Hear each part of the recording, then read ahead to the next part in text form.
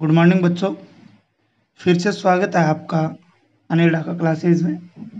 देखिए, पीछे वाले वीडियो के अंदर हमने 3 नंबर पार्ट की बात की थी। आपके चैप्टर नंबर 6 के 3 नंबर पार्ट की बात जो है वो कंप्लीट हो चुकी है। आज हम 4 नंबर पार्ट की बात करेंगे, क्योंकि लंबा चैप्टर है, इसमें पार्ट बहुत सारे बनेंगे। अब बात करते हैं आज के मुख्य टॉपिक की, जिसकी हम शुरुआत करने वाले हैं। आनुवांशिक पदार्थ की खोज, डिस्कवरी ऑफ जेनेटिक्स मटेरियल। आनुवांशिक पदार्थ की खोज, आनुवांशिक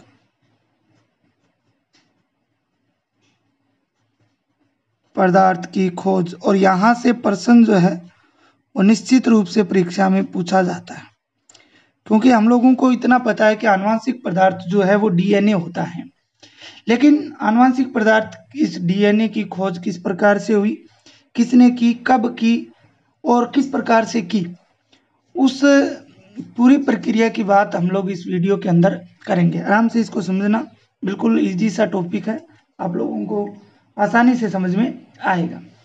तो देखिए, एक वैज्ञानिक था जिसका नाम था मेस्चर। क्या नाम था वैज्ञानिक का? मेस्चर। मेस्चर नाम का वैज्ञानिक था।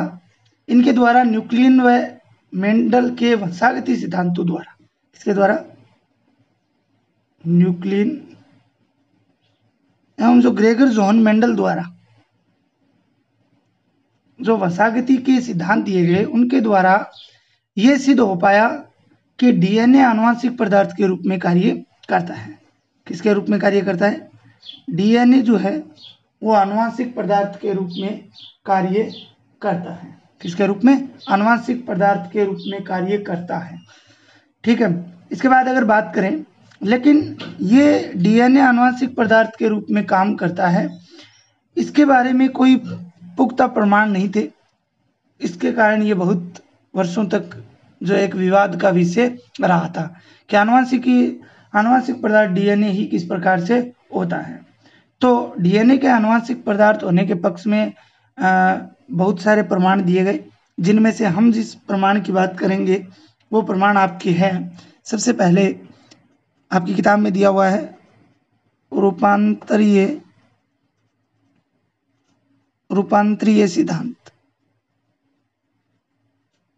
या इसको बोल सकते हो जीवाणु रूपांतरीय सिद्धांत। रूपांतरीय सिद्धांत या जीवाणु रूपांतरीय सिद्धांत है। प्यारे बच्चों, ये सिद्धांत जो है ये ग्रिफिथ नाम का एक वैज्ञानिक था। किस नाम का? फ्रेडरिक ग्रिफिथ नाम का एक वैज्ञानिक था। कौन था? फ्रेडरिक ग्रिफिथ नाम का एक वैज्ञानिक था। उसने 1928 में ये जो सिद्धांत है वो दिया था। इसने क्या किया था उसकी बात करते हैं। इसने अपने प्रयोग जो है वो एक जीवाणु पर किए थे। किस पे किए थे? बैक्टीरिया पर अपने जो प्रयोग हैं वो किए थे। और उस बैक्टीरिया का जो नाम है वो है स्ट्रेप्टोकोक्स न्यूमोनी।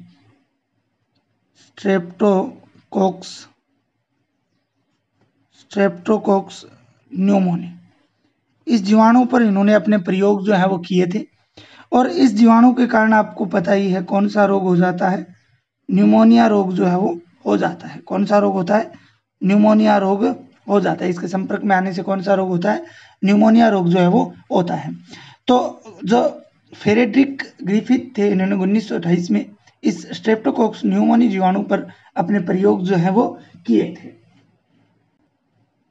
और इस जीवाणु द्वारा कौन सा रोग होता है? न्यूमोनिया रोग जो होता है। स्तनधारियों के अंदर कौन सा रोग होता है? न्यूमोनिया। अब इन्होंने बताया कि ये जो बैक्टीरिया होता है स्ट्रेप्टोकोक्स न्यूमोनी, इसमें 2 प्रभेद पाए जाते हैं। कितने प्रभेद पाए जाते हैं? प्रभेद बोल सकते हो या विभेद बोल सकते हो। 2 प्रभेद जो है वो पाए जाते हैं। और वो 2 कौन कौन से हैं उनकी हम लोग बात करेंगे अभी, दोनों की। सबसे पहले की अगर बात करते हैं 1 नंबर, तो वो है उग्र प्रभेद। उग्र प्रभेद। और दूसरे की जब बात करेंगे तो वो है आपके अनुग्र प्रभेद। पहला है उग्र प्रभेद, दूसरा है अनुग्र प्रभेद। हम लोग उग्र प्रभेद की बात करते हैं तो इसे अगर बात करें, वो तो चलो बाद में बताऊंगा। इसे उग्र प्रभेद की अगर बात करें तो ये ऐसे जीवाणु होते हैं जिनकी जो भित्ति है वो चिकनी होती है।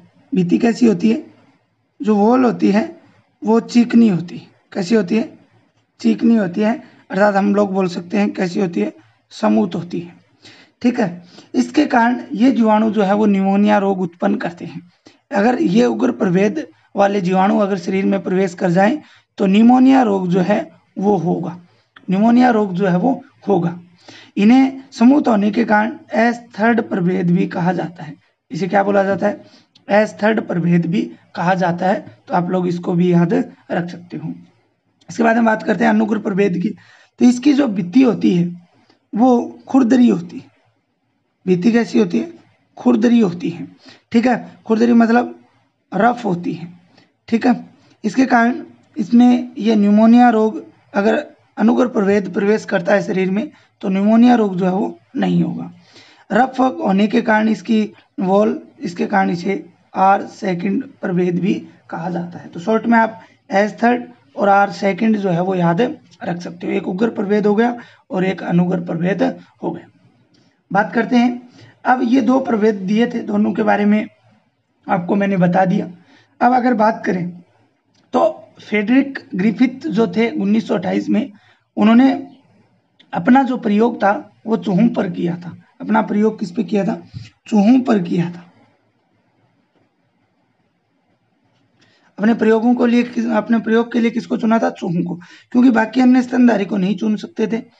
ठीक है, क्योंकि उनकी मृत्यु हो सकती थी। बाकी चूहों की बहुत सारी संख्या है, तो प्रयोग करने के लिए इन्होंने अपना जो जीव चुना था वो किसको चुना था? चूहों को चुना था। अब इनके प्रयोग क्या थे?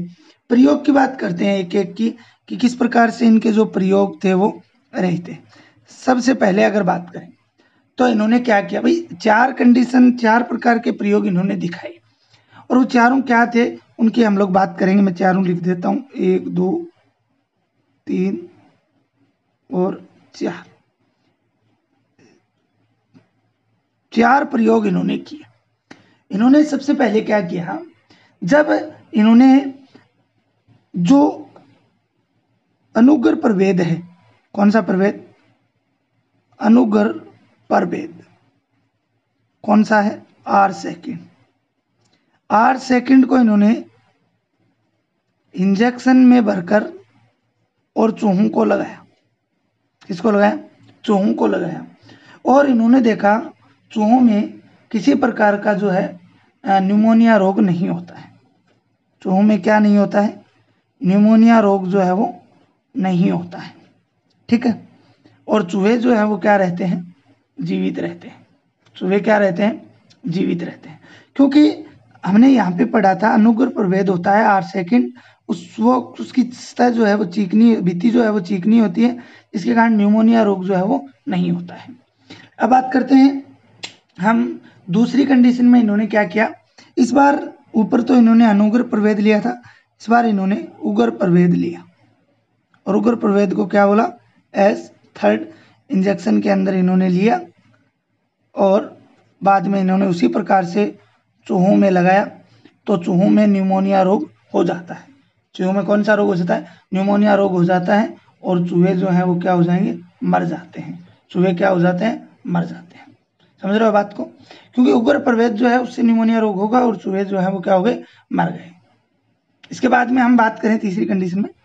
तीसरी कंडीशन में इन्होंने क्या किया? इन्होंने इस एस थर्ड को, किसको?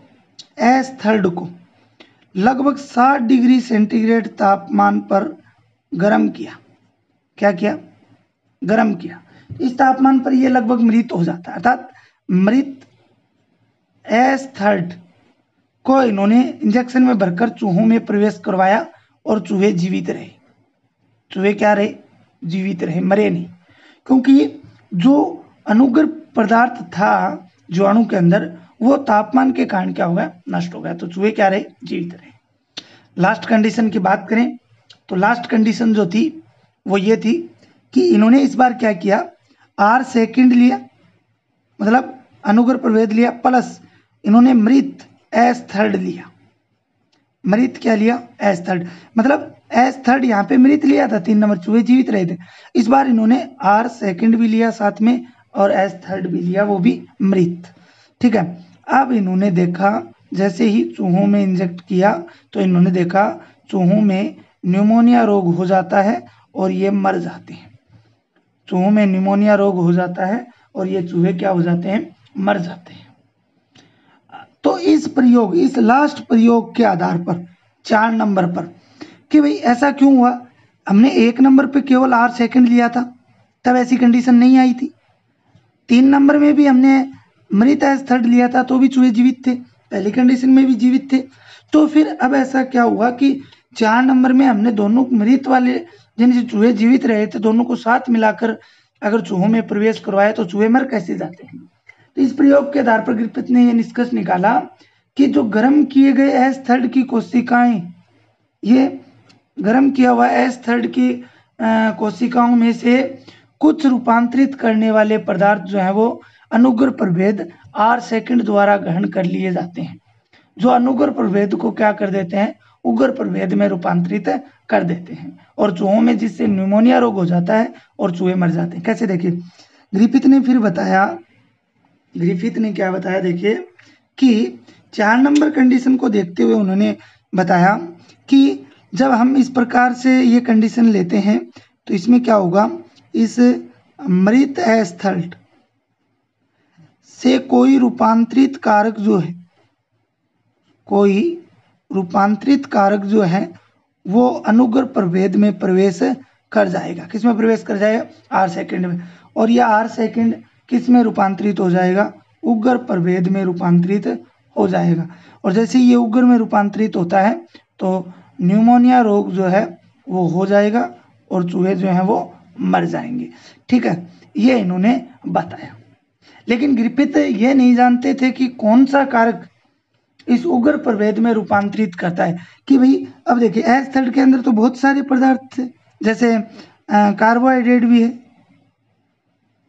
ठीक है, इसके अलावा प्रोटीन भी है, इसके अलावा आरएनए भी है, इसके अलावा डीएनए भी है। लेकिन ग्रिफिथ ये नहीं बता पाए थे कि इनमें से कौन सा पदार्थ इस R सेकंड में रूपांतरित होता है और ये उग्र प्रभेद में इसको बदल देता है, ये नहीं बता पाए थे ग्रिफिथ। अतः जीवाणुओं के एक प्रभेद से, ठीक है ना, ये तो बता ही नहीं पाए थे। अब अगर बात करें, एक शब्द आता है ग्रिफिथ प्रभाव,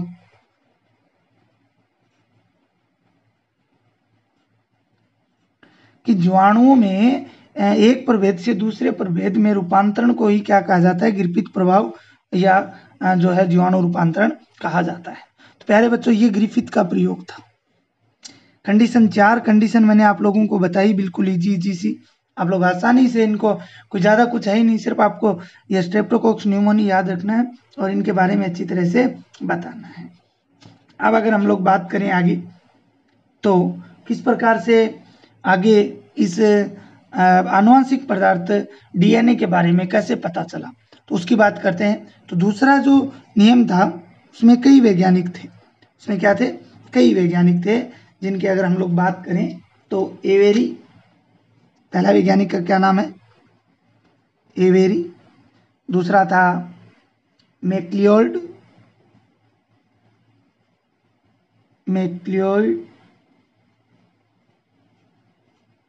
तीसरा जो है वो है मैककार्टी के प्रयोग। और इस प्रयोग से हमें पता चलेगा कि किस प्रकार से आनुवंशिक पदार्थ जो है वो डीएनए ही होता है। आनुवंशिक पदार्थ कौन होता है, डीएनए ही होता है। किसके प्रयोग से पता चलेगा, एवेरी, मैक्लियोड, मैककार्टी के प्रयोग से हम लोगों को पता चलेगा। देखिए तो किस प्रकार से हम लोग बात करते हैं इसकी।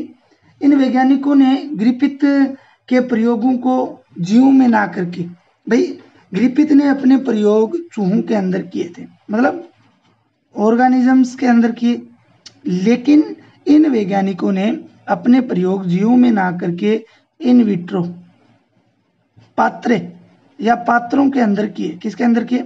पात्रों के अंदर किए। और रूपांतरण कारक की पहचान की। किसकी पहचान की? जो रूपांतरण कारक है उसकी पहचान की, जिसके कारण यह अनुग्र प्रभेद किस में बदल रहा था? उग्र प्रभेद में बदल रहा था। उस कारक की इन्होंने खोज की। इन्होंने अपने प्रयोग में क्या किया उसकी बात करते हैं।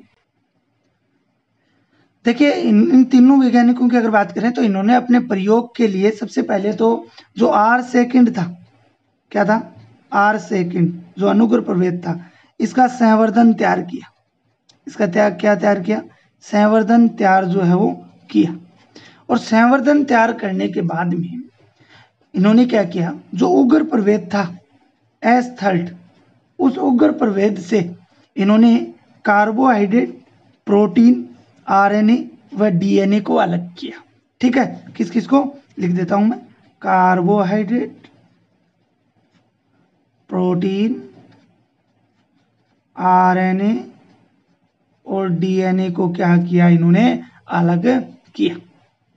इसके बाद इन्होंने क्या किया? देखिए इन्होंने संवर्धित किए हुए आर सेकंड में अलग अलग जो S3 के कारक थे, कार्बोहाइड्रेट, प्रोटीन, आरएनए, डीएनए, इनको उसके अंदर डाला और देखा कि क्या क्या कंडीशन हो रही है, वह इन्होंने बात की। देखिए तो किस प्रकार से इन्होंने आर सेकंड में सबसे पहले S3 का कार्बोहाइड्रेट डाला। क्या डाला? कार्बोहाइड्रेट डाला। तो इन्होंने देखा कि किसी प्रकार का निमोनिया रोग जो है वो नहीं हो रहा है, क्योंकि रूपांतरण कारक है वो आर सेकंड में नहीं जा रहा है। किस में नहीं जा रहा है? आर सेकंड में। फिर उन्होंने दूसरी कंडीशन में क्या किया? आर सेकंड के साथ प्रोटीन मिलाई। क्या मिलाई? प्रोटीन। तो भी वही कंडीशन हुई, किसी प्रकार का कोई निमोनिया रोग नहीं होता है। इसके बाद में इन्होंने आर सेकंड के साथ मान लीजिए आरएनए मिलाया और देखा कि किसी प्रकार का अनुग्र प्रभेद में ये उग्र प्रभेद में ये नहीं बदल रहा है। इसके बाद में इन्होंने क्या किया? आर सेकंड में डीएनए कारक मिलाया। क्या मिलाया? डीएनए कारक। और इन्होंने देखा ये आर सेकंड जो है वो उग्र प्रभेद में चेंज हो जाता है। किसमें चेंज? जब डीएनए प्रवेश करवाया गया तो क्या हुआ? ये जो अनुग्र प्रभेद था ये किस में रूपांतरित हो जाता है? उग्र प्रभेद में रूपांतरित हो जाता है। अर्थात इस प्रकार उन्होंने बताया कि ये डीएनए वही रूपांतरक कारक है जो S3 के अंदर क्या पहुंचाता है? S3 से आर सेकंड में क्या पहुंचाता है? अपना रूपांतरण कारक जो है वो पहुंचाता है, जिसको अगर अलग कर दिया जाए तो किसी प्रकार का न्यूमोनिया रोग जो है वो नहीं हो पाता है। तो ये प्रयोग था। अतः इन प्रयोगों से ये स्पष्ट हो गया कि आनुवंशिक पदार्थ केवल क्या है?